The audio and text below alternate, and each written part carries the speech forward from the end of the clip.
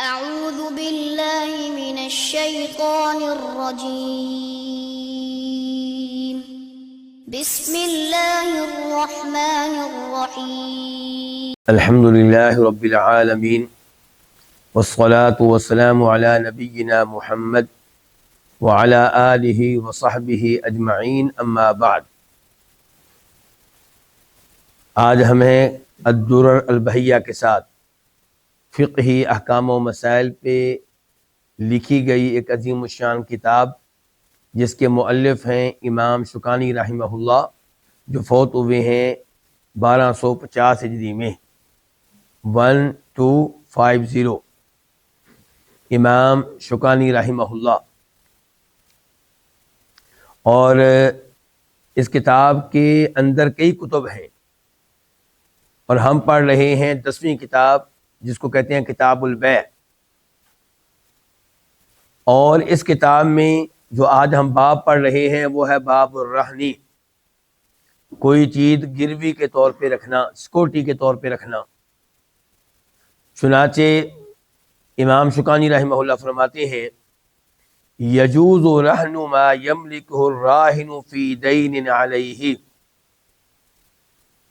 ایسی چیز کو گروی کے طور پہ رکھنا جائز ہے جس کا وہ انسان مالک ہو، جو کوئی چیز گروی رکھ رہا ہے کسی قرض کی وجہ سے جو اس کے ذمے ہے۔ یعنی کہ آپ نے کسی سے قرض لیا، اور جس سے قرض لیا وہ کہتا ہے کہ مجھے کیا معلوم کہ آپ قرض واپس کریں گے یا نہیں کریں گے، تو آپ میرے پاس کوئی چیز ضمانت کے طور پہ، گروی کے طور پہ، سیکورٹی کے طور پہ رکھوائیں۔ اور آپ کیا کریں گے؟ مثال کے طور پہ آپ اپنی بیگم کے زیورات رکھوا دیتے ہیں، یا آپ زرعی زمین وہ گروی کے طور پہ ان کے حوالے کر دیتے ہیں، یا آپ کسی اپنے مکان کی چابیاں، گھر کی چابیاں ان کے حوالے کر دیتے ہیں۔ تو یہاں پہ امام شوکانی کہتے ہیں کہ ہر اس چیز کو آپ گروی کے طور پہ رکھ سکتے ہیں جس کے خود آپ مالک ہوں۔ فی دین علیہ، کیوں گروی کے طور پہ رکھیں گے؟ کیونکہ آپ نے قرض لیا ہے، اس قرض کی وجہ سے جو آپ کے ذمہ ہے۔ اس کا ثبوت ہمیں قرآن کریم سے ملتا ہے۔ اللہ تعالیٰ فرماتے ہیں سورہ بقرہ میں آیت نمبر 283 میں 283، وَإِن كُنتُمْ عَلَى سَفَرٍ، اور اگر تم لوگ کسی سفر پہ ہو، وَلَمْ تَجِدُوا كَاتِبًا، اور جو آپ کا کسی کے ساتھ معاملہ ہوا ہے اس کو لکھنے کے لیے، تحریری شکل دینے کے لیے کوئی آدمی موجود نہیں ہے۔ یہ آیت ہے سورہ بقرہ کی 283 283۔ اس سے پہلے آیت نمبر 282 282 میں اللہ تعالیٰ وعدے کر چکے ہیں کہ جب آپ کا کوئی معاملہ کسی کے ساتھ قرض کے اوپر ہے، ادھار پہ ہے، تو اس کو تحریری شکل دیں، اس پہ 2 آدمی گواہ بنائیں۔ اب اللہ نے نرمی کی اور کہا کہ اگر آپ حالت سفر میں ہیں اور آپ کو لکھنے کے لیے کوئی آدمی میسر نہیں ہے، تو پھر کیا کریں؟ فریحان مقبوضہ، پھر کوئی چیز آپ گروی کے طور پہ دیں گے اور وہ اس کے قبضے میں دیں گے جس سے آپ قرض لے رہے ہیں۔ اس کے ساتھ ساتھ اس موضوع پہ حدیث بھی ہے ہمارے پاس۔ امام بخاری روایت کرتے ہیں، حدیث کا نمبر ہے 2513 2513، اور امام مسلم روایت کرتے ہیں تو وہاں پہ حدیث کا نمبر ہے 1603 1603۔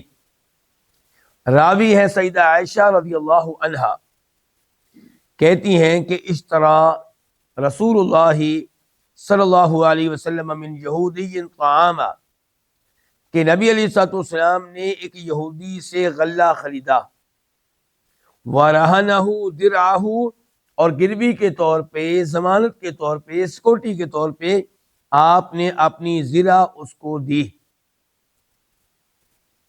بخاری شریف کی دوسری روایت میں آتا ہے کہ آپ نے غلے کے طور پہ جو کے 30 سا لیے تھے، جو کے 30 سا، اور 1 سا جو ہوتا ہے اس میں کتنے کلو ہوتا ہے؟ تقریباً 2.5 کلو۔ اگر آپ اب 30 کو 2.5 کلو میں ضرب دیں تو یہ 75 کلو بنا، یعنی کہ 75 کلو گرام آپ علیہ السلام نے جو کے لیے، ایک یہودی سے لیے، اور گروی کے طور پہ، سیکورٹی کے طور پہ آپ نے اپنی زرہ دی مجھے امید ہے کہ زیرہ آپ سمجھتے ہوں گے۔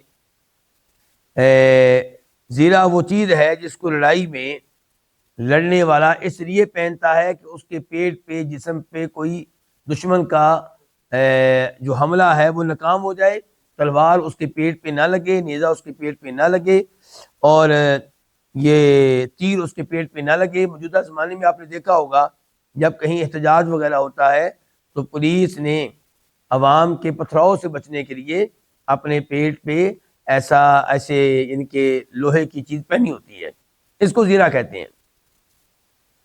تو یہ چیز آپ نے سیکورٹی کے طور پہ دی تھی۔ تو اس ایت سے اور اس حدیث سے ثابت ہوا کہ جب آپ ادھار کا معاملہ کریں تو پھر اس میں سیکورٹی کے طور پہ کچھ چیز رکھوائیں گے، اور ایسا کرنا درست ہے، یہ ممنوع نہیں ہے۔ اچھا، قرآن کی ایت سے ثابت ہوا تھا کہ آپ سیکورٹی کے طور پہ چیز رکھوائیں گے کب؟ جب سفر میں ہوں گے۔ اور حدیث سے کیا ثابت ہو گیا کہ ایسا حضر میں بھی کیا جا سکتا ہے، یعنی کہ یا تو آپ اس معاملے کو تحریری شکل دیں، 2 گواہ بنا لیں، اور یا آپ سیکورٹی کے طور پہ کوئی چیز دے دیں، اور یہ بھی ہو سکتا ہے کہ دونوں کام کر لیں۔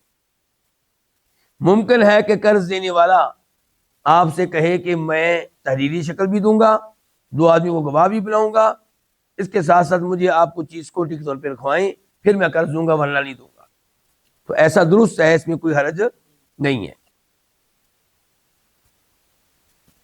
اس کے بعد امام شوکانی رحمہ اللہ فرماتے ہیں وَالظَّهْرُ يُرْكَبْ وَاللَّبَنُ يُشْرَبْ بِنَفَقَةِ الْمَرْهُونِ۔ یہاں پہ امام شوکانی مسئلہ بیان کرنا چاہتے ہیں کہ یہ چیز جو سیکورٹی کے طور پہ، ضمانت کے طور پہ آپ کے پاس رکھی گئی ہے، کیا آپ اس سے فائدہ اٹھا سکتے ہیں؟ یہ بہت بڑا مسئلہ ہے۔ مثال کے طور پہ آپ نے کسی کو قرض دیا ہے 50 لاکھ روپیہ، اور اس نے سیکورٹی کے طور پہ آپ سے آپ کے مکان کی، آپ کے گھر کی چابیاں لے لی ہیں، اور قرض اس نے آپ کو دیا 1 سال کے لیے۔ کیا اس 1 سال کے دوران وہ آپ کے اس مکان میں رہائش رکھ سکتا ہے؟ یا آپ کا یہ مکان کسی کو رینٹ پہ دے سکتا ہے؟ اگر وہ اس میں رہائش رکھتا ہے، اگر وہ اس مکان میں رہتا ہے یا اس کو رینٹ پہ دیتا ہے، تو نتیجہ کیا نکلے گا؟ نتیجہ یہ نکلے گا کہ اس نے آپ کو 50 لاکھ روپیہ دیا ہے، اور 50 لاکھ روپیہ قرض دینے پہ فائدہ اٹھا رہا ہے، سود لے رہا ہے۔ تو اس طرح اس کے مکان سے فائدہ اٹھانا یہ سودی معاملہ ہو جائے گا۔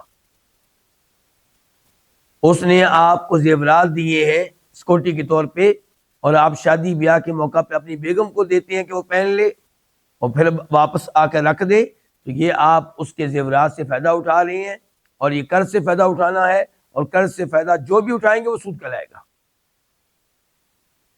تو اس لیے ایسا کرنا جائز نہیں ہے، جبکہ ایسا ہو رہا ہے۔ یہ صورتحال عام ہے گاؤں وغیرہ میں کہ لوگ قرض لیتے ہیں اور اپنی زمین گروی رکھواتے ہیں۔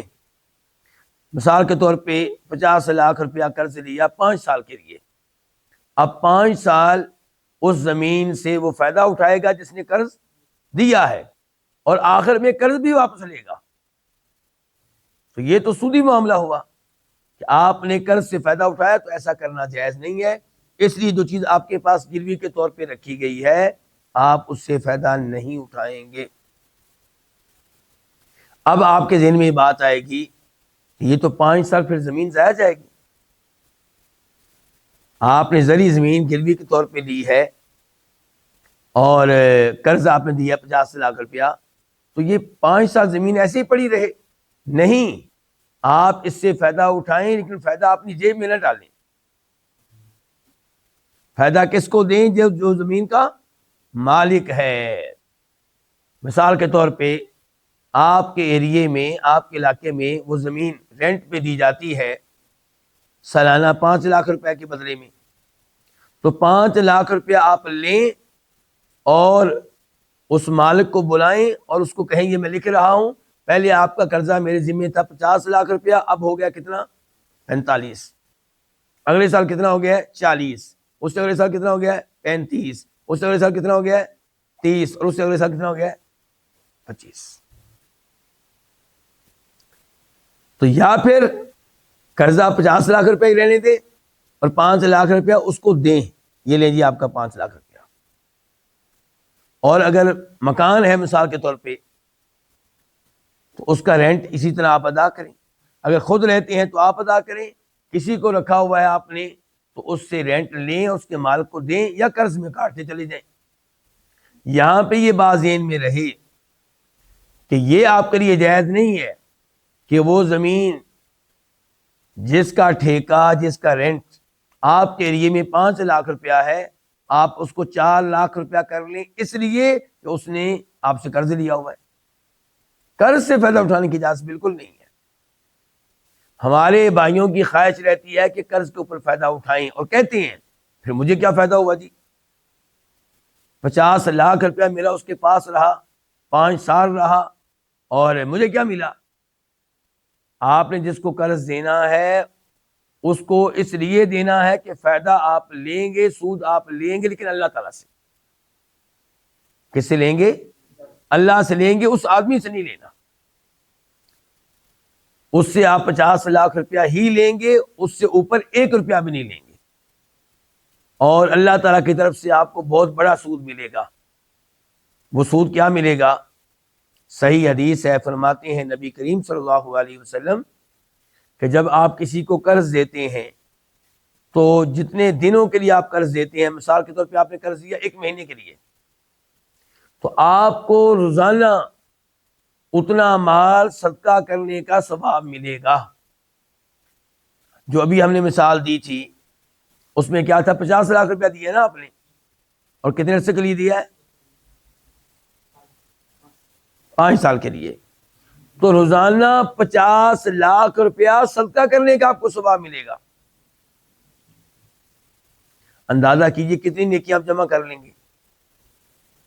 اور اسی حدیث میں یہ بھی آتا ہے کہ اگر آپ مزید گنجائش دیتے ہیں، اس کو قرضہ آپ نے دیا تھا 5 سال کے لیے، قرضہ آپ نے دیا تھا 1 سال کے لیے، وہ آیا اس نے کہا مجھے مزید مہلت دیں، آپ نے مزید مہلت دی تو اب آپ کو ثواب ملے گا روزانہ ڈبل صدقہ کرنے کا.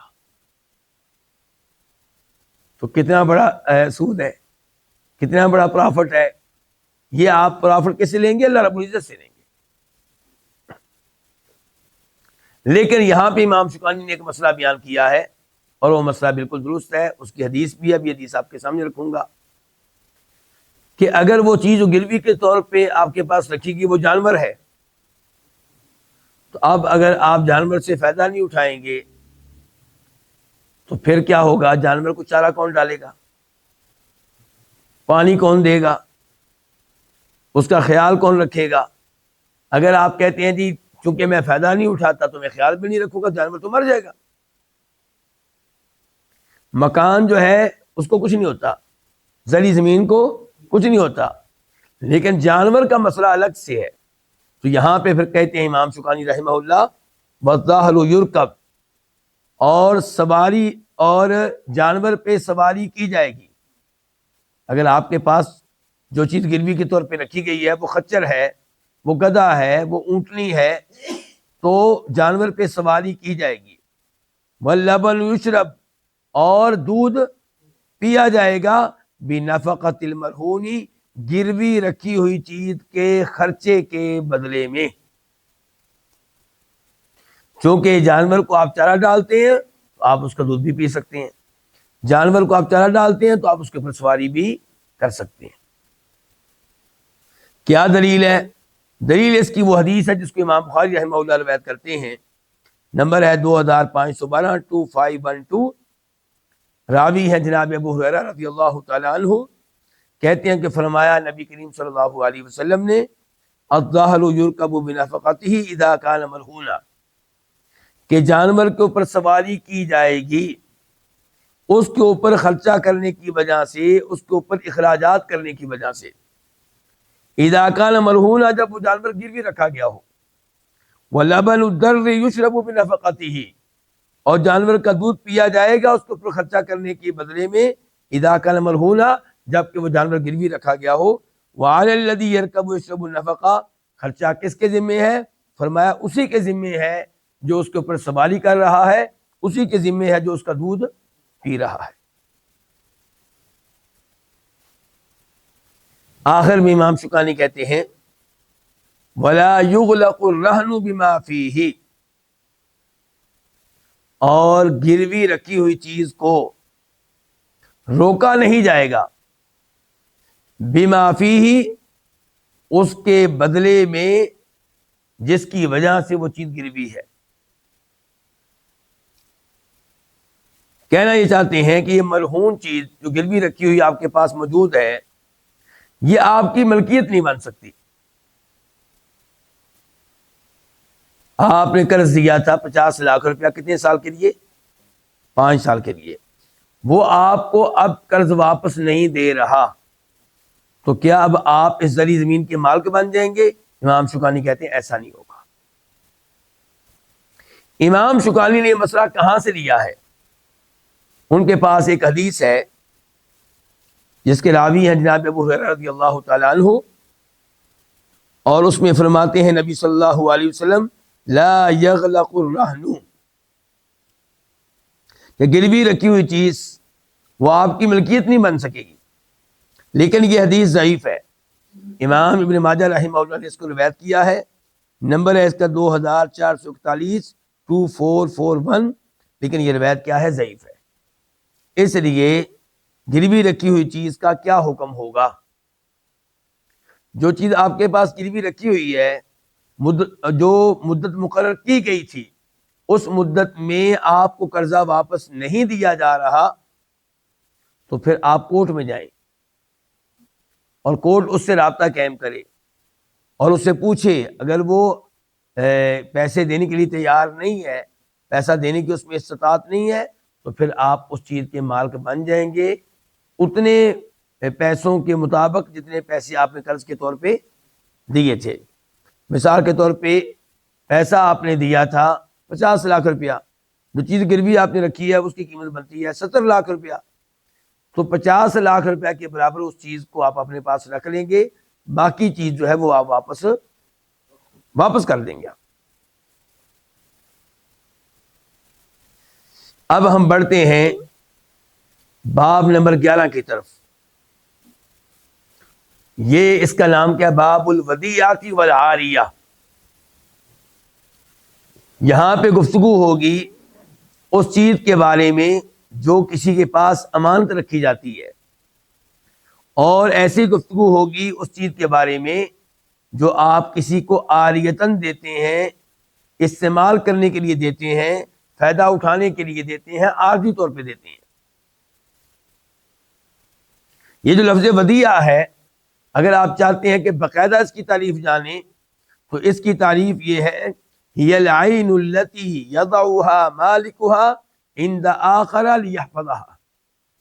ودیعہ اس چیز کو کہتے ہیں جس چیز کو اس چیز کا مالک کسی اور کے پاس رکھواتا ہے تاکہ وہاں پہ محفوظ رہے، تو اس کو پھر کیا کہتے ہیں؟ امانت۔ جہاں تک تعلق ہے العاریہ کا، اس کی تعریف یوں کی گئی ہے، ہی اباحۃ منافع العین بغیر عوض، یہ وہ کہ کسی چیز کو آپ کسی اور کے حوالے کر دیں تاکہ وہ اس سے فائدہ اٹھائے، استعمال کرے اور پھر واپس کرے، اور یہ فائدہ اٹھایا جائے گا بغیر عوض کے، بغیر قیمت کے، اسی لیے اس کو کیا کہتے ہیں؟ عاریہ۔ اس موضوع پہ گفتگو کرتے ہوئے فرماتے ہیں امام شوکانی، یجب علی الودیع والمستعیر تأدیۃ الامانۃ الی من ائتمنہ،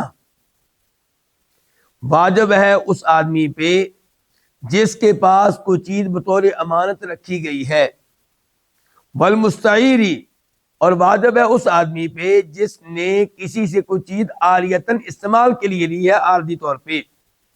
ان دونوں پہ کیا واجب ہے؟ تأدیۃ الامانہ، اس چیز کو پہنچا دینا، کس کے پاس؟ الی من ائتمنہ، جس نے وہ چیز امانت کے طور پہ آپ کے پاس رکھی ہے۔ ولا یخن من خانہ، اور اس بات کی اجازت نہیں ہے کہ آپ اس سے خیانت کریں جس نے آپ کی خیانت کی ہے۔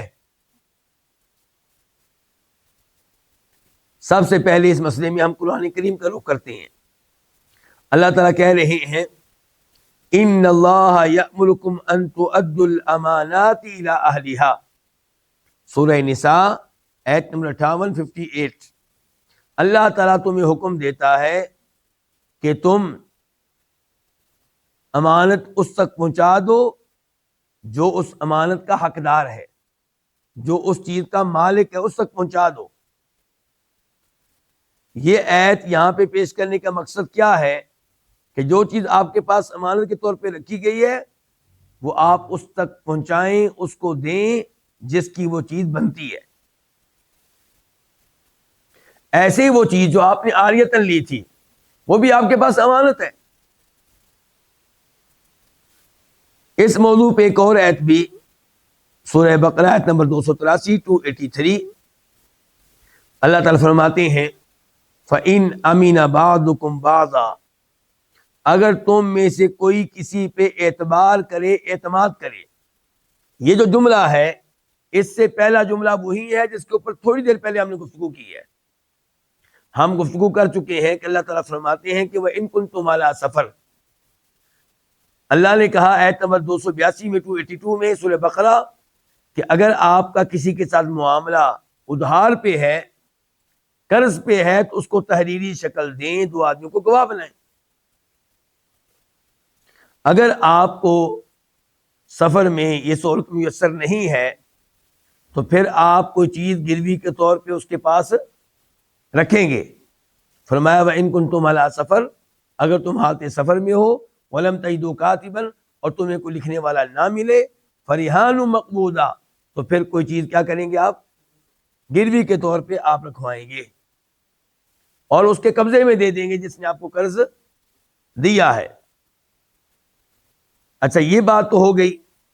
اب اللہ تعالیٰ نے اس کے بعد کیا کہا؟ فرمایا فَإِنْ أَمِنَ بَعْضُكُمْ بَعْضًا، اگر تم میں سے کوئی کسی پہ اعتبار کرے، اعتماد کرے، قرض دے رہا ہوں، گواہ نہیں ہے، کوئی مسئلہ نہیں، لکھا نہیں ہے، کوئی مسئلہ نہیں، کوئی چیز گروی کے طور پہ نہیں، کوئی رہنے دو، کوئی بات نہیں۔ اب اس نے آپ پہ اعتماد کیا، آپ پہ کیا کیا اعتماد؟ کس نے؟ قرض دینے والے نے۔ تو اللہ تعالیٰ کہتے ہیں جب آپ پہ کوئی اعتماد کرے اب آپ کیا کریں؟ ہمارے ہاں کیا ہوتا ہے کہ جو آپ کے ساتھ ایسی نیکی کرے گا اس کے ساتھ ہم برا سلوک کریں گے، کانوں کو ہاتھ لگوائیں گے تاکہ آئندہ کسی اور کے ساتھ وہ نیکی نہ کرے۔ لیکن اللہ تعالیٰ کیا کہہ رہے ہیں؟ اللہ تعالیٰ کہہ رہے ہیں بھائی اس نے آپ پہ اعتماد کیا، آپ کو عزت دی، آپ کو احترام دیا، تو اب آپ یہ امانت وقت پہ واپس کریں۔ جو چیز اس نے آپ کو دی تھی اور اس نے کسی کو گواہ نہیں بنایا، کوئی چیز گروی بھی نہیں رکھی، اب اللہ تعالیٰ کہتے ہیں کہ آپ امانت داری سے چیز اس کو واپس کریں۔ وَلْيَتَّقِ اللَّهَ، اور اس معاملے میں آپ اللہ تعالیٰ سے ڈریں۔ تو دو آیتیں ہم نے پڑھ لی ہیں اس موضوع کے اوپر۔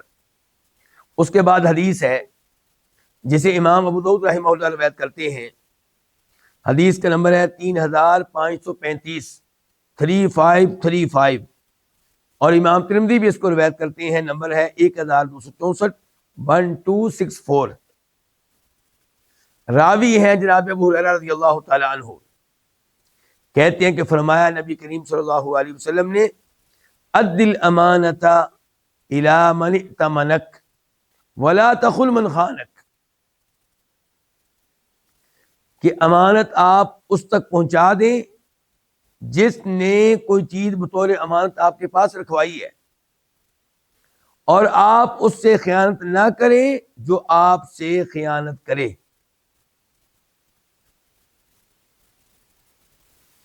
یہاں پہ ایک مسئلہ امام شوکانی ہمارے سامنے رکھ رہے ہیں۔ مسئلہ یہ ہے کہ ایک آدمی نے آپ کے ساتھ خیانت کی، تو کیا آپ بھی اس کے ساتھ خیانت کریں گے؟ یہ سوال ہے۔ حدیث کے الفاظ کیا؟ وَلَا تَخُنْ مَنْ خَانَكَ، کہ جو آپ سے خیانت کرے آپ اس سے خیانت نہ کریں۔ ایک آدمی نے آپ کا مثال کے طور پہ 50 لاکھ روپیہ دینا ہے، وقت گزر گیا ہے، وہ دے نہیں رہا، تو کیا یہ ممکن ہے کہ آپ اس کے گھر سے 50 لاکھ روپیہ چوری کر لیں کیونکہ اس نے آپ کا 50 لاکھ روپیہ دینا ہے؟ تو ایک موقف تو یہ ہے کہ حدیث میں آ گیا کہ جو آپ سے خیانت کرے آپ اس سے خیانت نہیں کریں گے، کوئی آپ سے خیانت کرے آپ اس کے ساتھ خیانت نہیں کریں گے، یہ ایک موقف ہو گیا۔ دوسرا موقف کیا ہے کہ ہمارے پاس قرآن کریم کی آیات ہیں، مثال کے طور پہ اللہ تعالیٰ کہتے ہیں کہ وَجَزَاءُ سَیِّئَةٍ سَیِّئَةٌ مِثْلُهَا، سورہ شورى آیت نمبر 40 کہ برائی کا بدلہ اس جیسا ہی ہوگا۔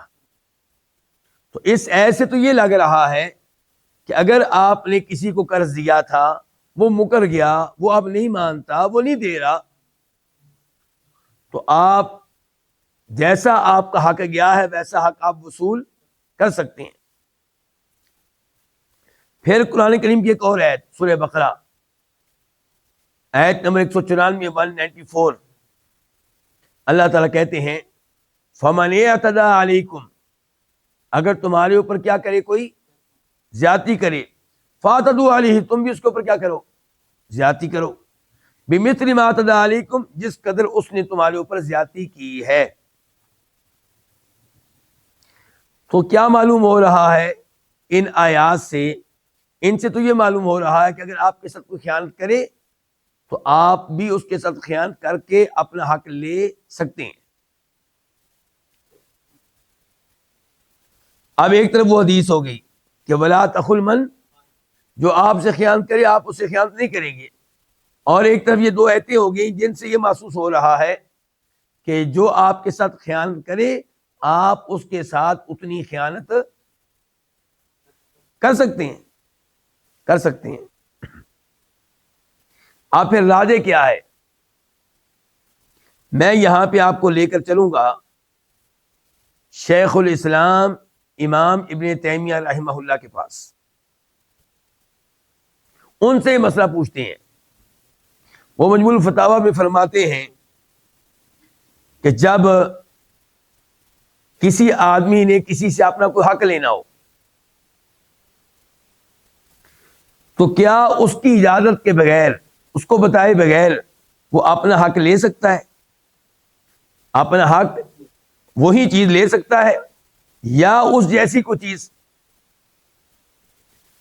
تو امام ابن تیمیہ رحمہ اللہ فرماتے ہیں کہ یہاں پہ دو شکلیں بنتی ہیں، معاملے کی دو شکلیں بنتی ہیں، دو صورتیں بنتی ہیں۔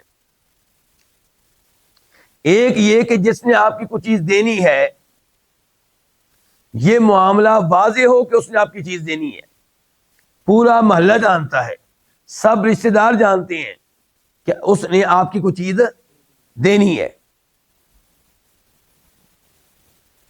معاملہ اتنا واضح ہے کہ آپ کو یہاں پہ کوئی گواہ پیش کرنے کی ضرورت نہیں ہے، بالکل واضح معاملہ ہے۔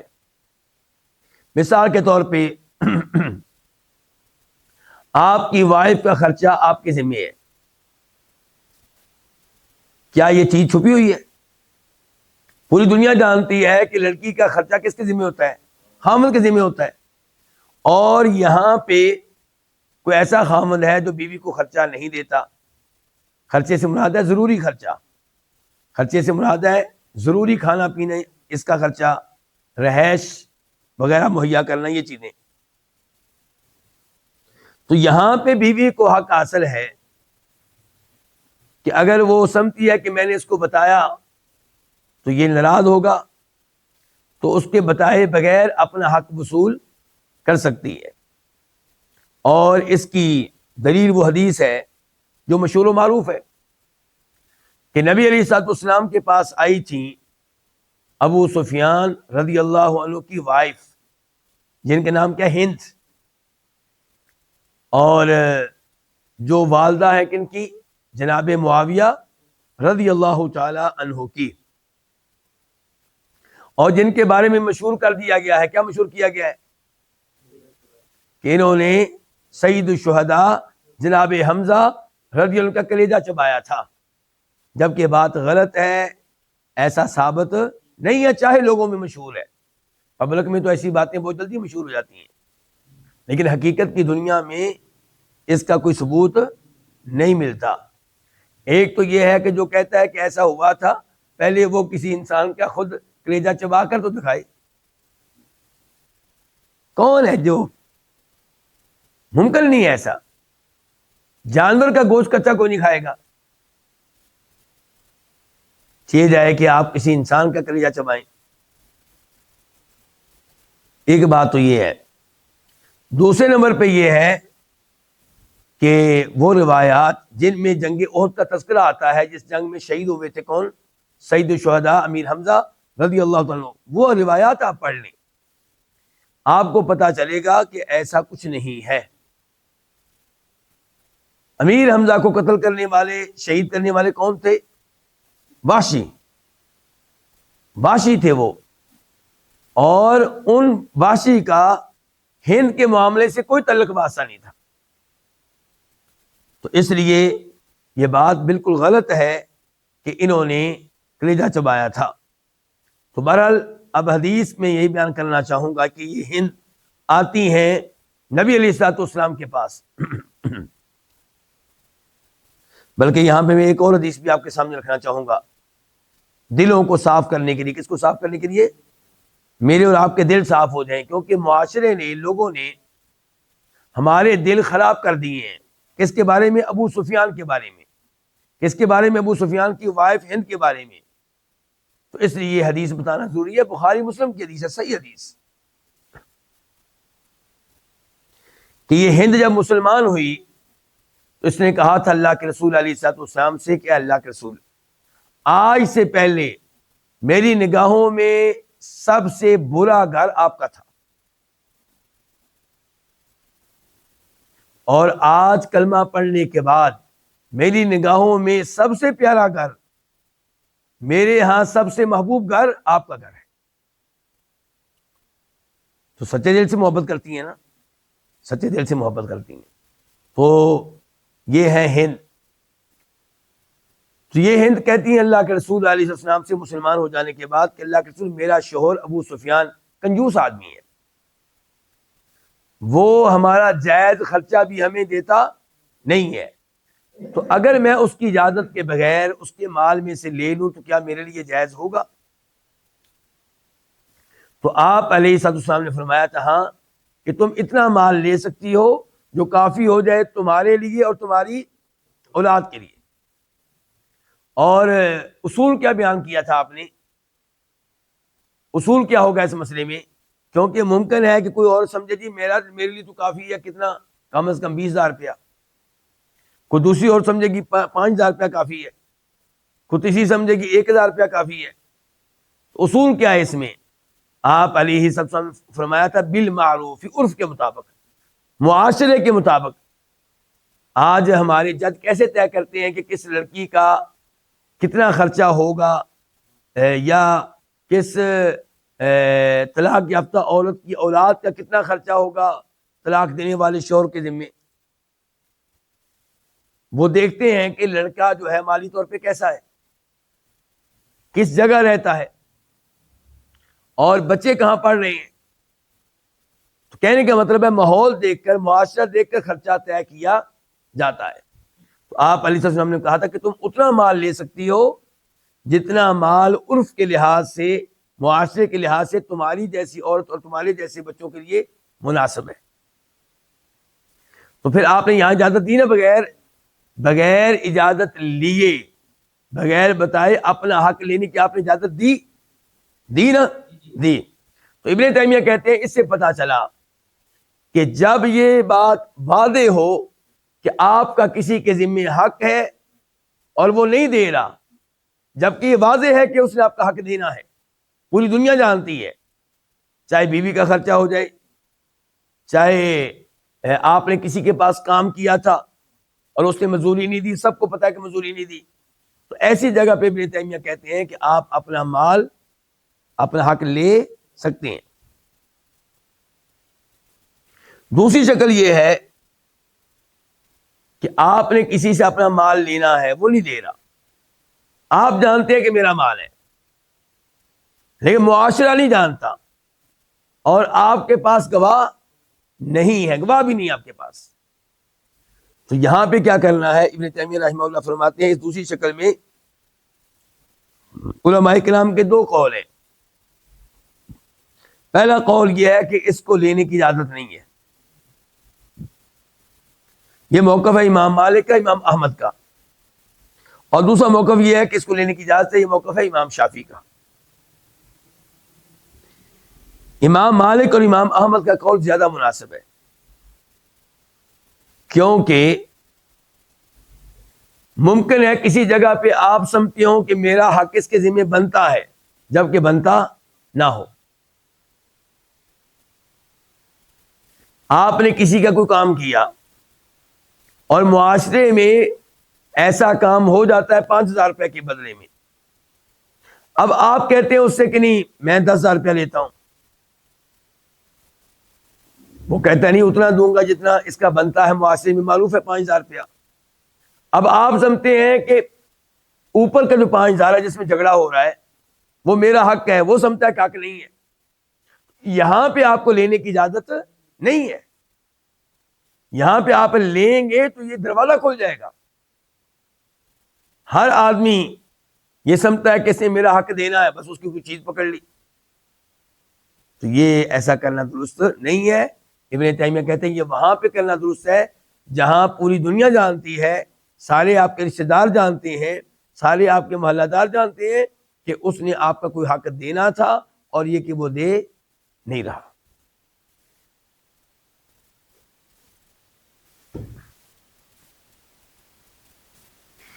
امام شوکانی اس کے بعد کہتے ہیں وَلَا ضَمَانَ عَلَيْهِ إِذَا تَلِفَتْ بِدُونِ جِنَایَتِهِ وَخِیَانَتِهِ، جس کے پاس کوئی چیز بطور امانت ہے، جس نے آپ سے کوئی چیز بطور استعمال لی ہے عاریتاً عارضی طور پہ، لا ضمان علیہ، اس کی کوئی ذمہ داری نہیں ہے۔ اذا تلفت، جب وہ چیز ضائع ہو جائے، برباد ہو جائے، بدون جنایتہ، اس کی کسی زیادتی کے بغیر، اس کے کسی جرم کے بغیر، وخیانتی، اور اس کی طرف سے کسی خیانت کے بغیر۔ یہ بھی مسئلہ بڑا اہم ہے، یہ بھی سمجھنے والا مسئلہ ہے۔ آپ نے کسی کے پاس 20 لاکھ روپیہ بطور امانت رکھوایا، گاڑی کسی کے گھر میں بطور امانت کھڑی کی، زیورات کسی کے گھر میں بطور امانت رکھوائے رکھے، اب جب آپ ان سے لینے گئے تو وہ کہتے ہیں جی ہمارے گھر میں چوری ہو گئی تھی، ہمارے گھر میں کیا ہو گئی تھی؟ چوری ہو گئی تھی، تو ہمارے پیسے بھی گئے، آپ کے پیسے بھی گئے، اب یہ پیسے کون پورے کرے گا؟ جی یہ سوال ہے، کیا جواب آپ لوگوں کے پاس؟ جس کے پاس پڑے ہیں وہ پورا کرے گا، اس کا کیا قصور ہے؟ ہمارے نذیر صاحب کہتے ہیں جس کے پاس پڑے ہیں وہ پورے کرے گا، میرا سوال یہ ہے کہ اس کا کیا قصور ہے؟ تو اسی مسئلے کا حل بتا رہے ہیں۔ امام شوکانی کہتے ہیں کہ جس نے آپ کی چیز بطور امانت اپنے پاس رکھی ہے، اس سے ضائع ہو جائے تو وہ ذمہ دار نہیں ہے، بلکہ وہ آدمی جس نے آپ سے کوئی چیز استعمال کے لیے لی، اس کے پاس سے ضائع ہو گئی تو وہ بھی ذمہ دار نہیں ہے۔ شرط یہ ہے کہ جس کے پاس آپ کی چیز پڑی تھی اس نے جان بوجھ کر کوئی غلط حرکت نہ کی ہو، یا کوئی کمی کوتاہی نہ کی ہو، یا خیانت نہ کی ہو، دو نمبری نہ کی ہو، یعنی کہ آپ کو ثابت کرنا پڑے گا کہ اس نے جان بوجھ کی آگ لگائی ہے، آپ کو ثابت کرنا پڑے گا کہ گاڑی چوری ہوئی ہے اور گاڑی کے چوری ہونے میں اس کا قصور ہے، یہ چوروں کے ساتھ ملا ہوا ہے، ثبوت آپ کو دینا پڑے گا، اس کو نہیں دینا پڑے گا۔ اس کو کیوں نہیں دینا پڑے گا؟ آپ ہیں مدعی، دعویٰ آپ دائر کر رہے ہیں، کیس آپ کورٹ میں لے کر گئے، اور وہ آدمی ہے مدعا علیہ، اور شریعت مدعا علیہ کا خیال کرتی ہے۔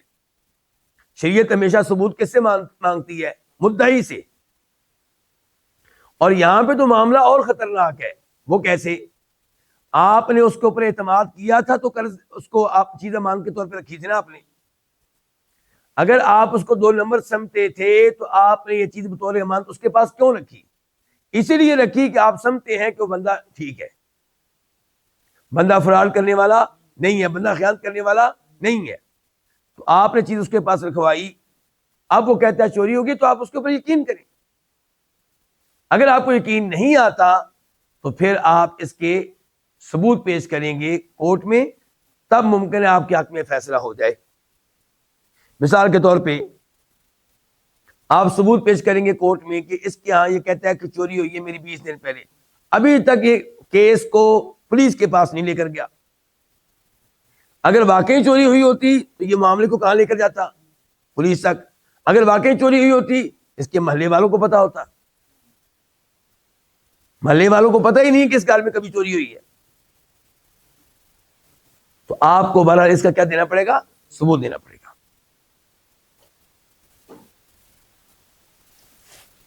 اچھا, یہیں سے اب آ جائیں آپ اپنے بینکوں کی طرف. بینکوں میں جو آپ پیسے رکھواتے ہیں تو بینکوں نے ان کا نام کیا رکھا ہوا؟ امانت. کیا رکھا ہوا نام؟ اس کا جو انگلش میں الفاظ وہ استعمال کرتے ہیں نا, اس کا معنی یہی ہے کہ یہ پیسے آپ کے ہمارے پاس امانت ہے. کیا ہمارے پاس امانت؟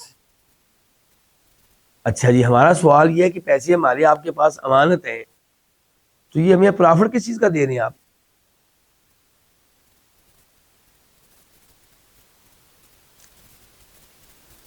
اوپر سے یہ ہے کہ اگر وہ بینک میں چوری ہو جائے, ڈاکہ پڑ جائے, تو کون ذمہ دار ہوتا ہے نقصان کا؟ بینک. اگر ہمارے پیسے امانت تھے تو بینک ہمیں نقصان کا کیوں ذمہ دار؟ وہ ہمیں بتایا جی چوری ہو گئی تھی, بات ختم, آگ لگ گئی تھی, بات ختم. تصویریں موجود ہیں, معاملہ کورٹ میں گیا ہے, پولیس کے پاس ہے, سب گواہی دیں گے کہ واقعی یہاں پہ ڈاکہ پڑا تھا. بینک کو چاہیے کہ وہ ہم سے کہے جی معذرت, ہم نے آپ کے پیسے بطور امانت سنبھال کے رکھے ہوئے تھے لیکن ڈاکہ پڑا, ہمارا کیا قصور؟ لیکن بینک ایسا نہیں کرے گا کبھی بھی. اس کو پتا ہے کہ ایسا کرے گا تو پھر ہمارے پاس لوگ پیسہ لے کر نہیں آئیں گے. تو بینک اس نقصان کو پورا کرتا ہے. اس سے پتا چلا کہ یہ امانت ہے ہی نہیں, یہ اصل میں ہمارا قرض پڑا ہوا ہے اس کے پاس. اور قرض یہ ہوتا ہے کہ جب میں آپ کو قرض دوں گا نا تو میں نے قرض آپ سے واپس لینا ہے, چاہے آپ کے گھر میں آگ لگے, چاہے جو مرضی ہو, میں اس کا ذمہ دار نہیں ہوں. امانت میں اور قرض میں یہ فرق ہے. امانت جو مجھ سے لے کر گیا ہے وہ اس کا ذمہ دار ہے, اس کو اس نے قرض جو مجھ سے لے کر گیا ہے وہ اس کا ذمہ دار ہے, وہ قرض مجھے واپس کرے گا ہر شکل میں. اور جس کے پاس میں نے چیز امانت رکھوائی ہے اس کے گھر میں چوری ہو جائے, آگ لگ جائے اور اس کا کوئی قصور نہ ہو اس میں, تو پھر وہ نقصان کا ذمہ دار نہیں ہے. تو پتہ یہ چلا کہ بینکوں میں جو ہم پیسے رکھتے ہیں وہ امانت نہیں ہے, وہ قرض ہے. اس کے اوپر جب بینک آپ کو پرافٹ دیتا ہے تو وہ سود ہے. پھر دیکھ لیں جملہ, امام شوکانی کہتے ہیں ولا ضمان علیہ, اور اس کے اوپر کوئی ذمہ داری نہیں ہے. کس کے اوپر؟ جس کے پاس امانت رکھوائی گئی ہے, جس نے آپ سے کچھ چیز عاریتاً لی ہے استعمال کے لیے, ان کی کوئی ذمہ داری نہیں. تعریفت جب یہ ضائع ہو جائے بدون جنایتی, اس کی طرف سے کسی جرم کے بغیر, بخیانتی, اس کی طرف سے کسی خیانت کے بغیر.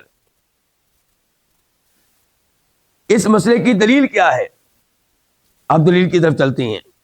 امام ابو داؤد رحمہ اللہ روایت کرتے ہیں, حدیث کا نمبر ہے 3562 3562. راوی ہیں صفوان بن امیہ. یہ کہتے ہیں کہ نبی علیہ الصلوۃ والسلام نے حنین کی لڑائی کے لیے مجھ سے زریں عاریتاً لی, استعمال کے لیے لیں, جس کا مطلب یہ تھا کہ جنگ کے بعد ہم آپ کو واپس کر دیں گے. فقال, صفوان نے کہا اغصب یا محمد صلی اللہ علیہ وسلم, کیا آپ زبردستی مجھ سے لے رہے ہیں؟ کیا آپ مجھ سے یہ زبردستی لے رہے ہیں کیونکہ آپ نے مکہ فتح کر لیا, حکومت آپ لوگوں کی قائم ہو گئی ہے, اب ہم تو یعنی کہ حکمران نہ رہے, تو کیا آپ زبردستی مجھ سے لے رہے ہیں یہ؟ تو فرمایا نبی علیہ الصلوۃ والسلام نے لا نہیں نہیں نہیں نہیں بل عالیۃ مضمونۃ، عاریۃ مضمونۃ، ہم آپ سے یہ لے رہے ہیں بطور عاریۃ، استعمال کے لیے، پھر واپس کر دیں گے، اور اگر یہ چیزیں چوری ہوگی ہمارے پاس یا کچھ اور ہو گیا اور اس میں ہمارا قصور ہوا تو پھر مضمونۃ، ہم نقصان کے ذمہ دار ہوں گے، ہم نقصان کے کیا ہوں گے؟ ذمہ دار ہوں گے۔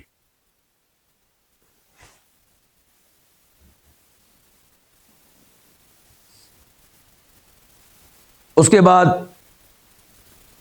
کہتے ہیں ہماری کتاب کے مؤلف امام شوکانی رحمہ اللہ، ولا يجوز منع الماعون كالدلو والقطر واطلاق الفحل وحلب المواشي لمن يحتاج ذلك والحمل عليها في سبيل الله۔ الماعون کہتے ہیں عام برتنے کی چیزوں کو، عام استعمال کی چیزوں کو، مثال کے طور پہ ڈول، کلہاڑا، چمچ، آج کل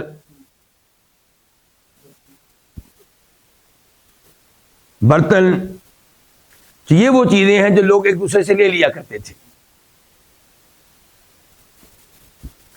تو اللہ تعالیٰ قرآن حکیم میں کہتے ہیں کہ وَيَمْنَعُونَ الْمَاعُونَ فَوَيْلٌ لِّلْمُصَلِّينَ الَّذِينَ هُمْ عَنْ صَلَاتِهِمْ سَاهُونَ الَّذِينَ هُمْ يُرَاءُونَ وَيَمْنَعُونَ الْمَاعُونَ۔ ہلاکت ہے ان نمازیوں کے لیے جو اپنی نماز سے غفلت برتنے والے ہیں۔ الذین ہم یراؤن، جو نماز پڑھتے ہیں تو ریاکاری کے طور پہ، لوگوں کو دکھانے کے لیے، ویمنعون الماعون، اور جو عام استعمال کی چیزیں لوگوں کو نہیں دیتے۔ اس سے پتہ چلا کہ عام استعمال کی چیزیں لوگوں کو دے دینی چاہیے، خصوصاً جب کہ آپ کو کوئی نقصان بھی نہ ہو رہا ہو۔ جب نقصان نہیں ہو رہا تو جو عام چیزیں ہیں یہ لوگوں کو دے دینی چاہیے، جن کی وجہ سے آپ کو نقصان نہیں ہوتا۔ تو یہاں پہ کہتے ہیں امام شوکانی، جائز نہیں ہے من الماعون، عام برتنے کی چیزیں دینے سے کیا کر دینا؟ لوگوں کو روک دینا، انکار کر دینا۔ کالدلوی، جیسا کہ پانی نکالنے کے لیے ڈول ہے، والقدری، جیسا کہ ہنڈیا ہے، وَإِطْلَاقِ الْفَحْلِ، اور نر کو جفتی کے لیے دینا ہے، نر کو جفتی کے لیے دینا۔ اس کا کیا مطلب ہے؟ یعنی کہ آپ کی بھینس ہے، آپ کی گائے ہے، آپ کی بکری ہے، اور آپ چاہتے ہیں کہ کوئی اپنا بکرا دے، اپنا بیل دے، اپنا اونٹ دے، تاکہ ان کا آپس میں تعلق قائم ہو اور یہ بکری، یہ گائے، یہ بھینس حاملہ ہو سکے۔ تو وہ جو آئے گا جانور، آپ کی تو مونس ہے نا، آپ کی گائے ہے، بھینس ہے، بکری ہے، جو آئے گا جانور اس کو کیا کہتے ہیں؟ عربی میں فاحل کہتے ہیں، سانڈ کہہ لیں آپ، مذکر نر کہہ لیں آپ۔ تو یہ جو آئے گا، یہ جفتی کے لیے دینا، امام شوکانی کہنا چاہتے ہیں کہ اس کے اوپر بھی پیسے نہیں لینے آپ نے، اور کو لینے آئے تو آپ جانور یہ دے دیں اپنا۔ وحلب المواشی، اور ایسے ہی جانوروں کا دودھ دونا، لمن یحتاج ذلک، اس آدمی کے لیے جس کو دودھ کی ضرورت ہے۔ والحمل علیہا فی سبیل اللہ، اور ان جانوروں پہ کسی کو بٹھا لینا اللہ کے راستے میں، یعنی کہ آپ کا اونٹ ہے، آپ کا کیا ہے، گھوڑا ہے، آپ کا کیا ہے، گدھا ہے، آپ کا خچر ہے، تو آپ کسی کو اپنے ساتھ بٹھا لیتے ہیں اللہ کے راستے میں، تو یہ سب کچھ کیا ہے؟ معون میں آتا ہے۔ امام شوکانی کہنا چاہتے ہیں یہ چیزیں استعمال کے لیے دی جاتی ہیں، دینے سے انکار نہیں کرنا چاہیے، دینے سے انکار نہیں کرنا چاہیے۔ دلیل کیا ہے اس مسئلے کی؟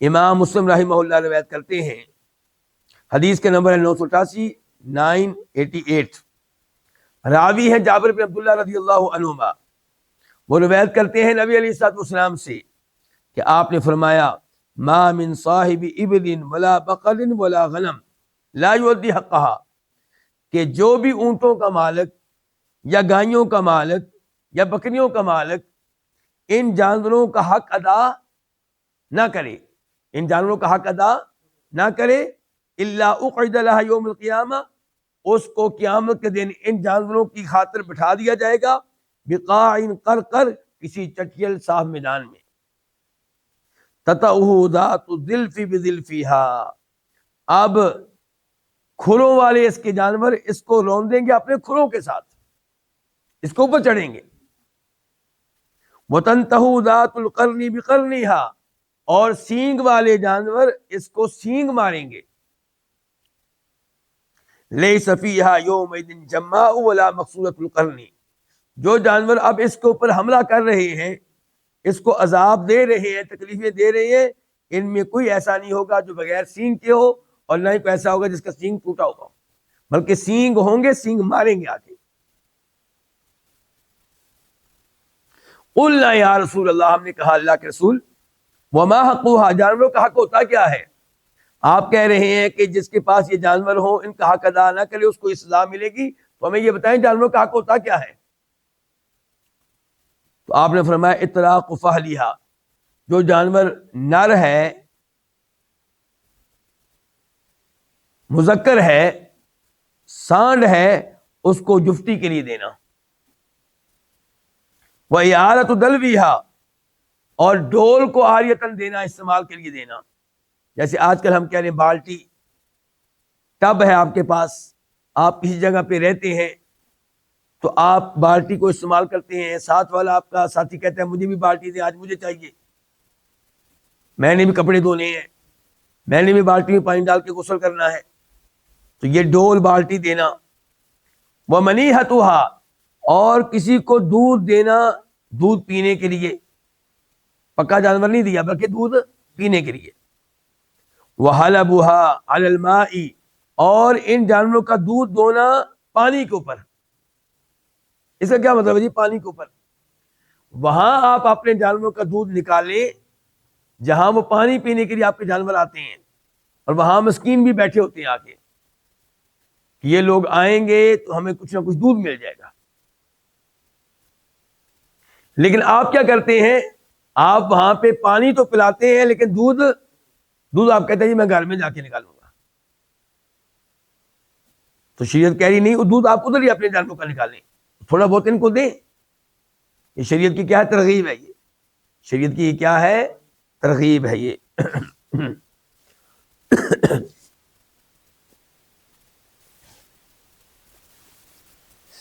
اور ایسے آخر میں کہتے ہیں وَحَمْلٌ عَلَيْهَا فِي سَبِيلِ اللَّهِ، اور ان جانوروں پہ کسی کو بٹھا دینا اللہ کے راستے میں، تو یہ ہے جی الماعون، اسی کے بارے میں کہا تھا امام شوکانی نے کہ وَلَا يَجُوزُ مَنْعُ الْمَعُونِ، کہ عام برتنے کی چیزیں دینے سے انکار کر دینا جائز نہیں ہے۔ کیا آپ اپنی گاڑی کسی کو دینے سے انکار کر سکتے ہیں؟ یہ میرے ناقص علم کے مطابق یہ عام برتنے کی چیز نہیں ہے، یہ مختلف چیز ہے۔ دیکھیں ڈوئی آپ دیتے ہیں کسی کو استعمال کے لیے، اس سے ڈوئی کو کوئی نقصان پہنچنے والا نہیں ہے، اور ایسے کلہاڑا آپ دیتے ہیں تو اس سے کلہاڑی کو نقصان پہنچنے والا نہیں ہے۔ گاڑی کا مسئلہ اور ہے، گاڑی میں پیٹرول ڈلتا ہے، گاڑی میں آئل ڈالنا پڑتا ہے، اور گاڑی کا غلط استعمال کرنے سے گاڑی کو نقصان پہنچتا ہے، تو میرے ناقص علم کے مطابق گاڑی کا معاملہ اور اس قسم کی چیزوں کا معاملہ مختلف ہوگا۔